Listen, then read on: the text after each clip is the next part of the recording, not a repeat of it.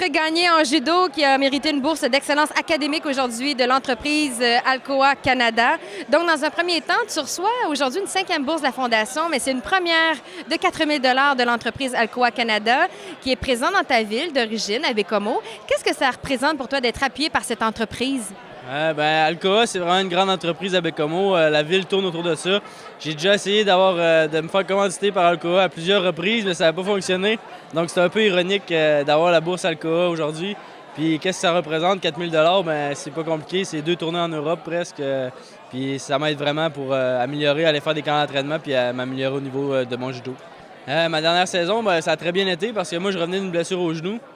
Puis, j'ai commencé à faire le circuit des Coupes du monde senior. Présentement, je suis 39e mondial. J'ai gagné ma première Coupe du monde en Biélorussie. Puis je pense que ça augure vraiment bien. Dans le futur, là, mon grand objectif, c'est les championnats du monde à Rio en fin août.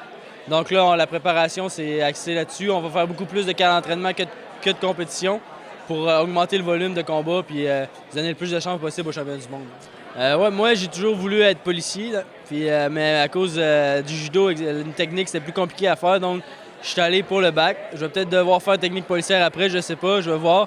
Mais je me suis dit, pourquoi pas faire un bac.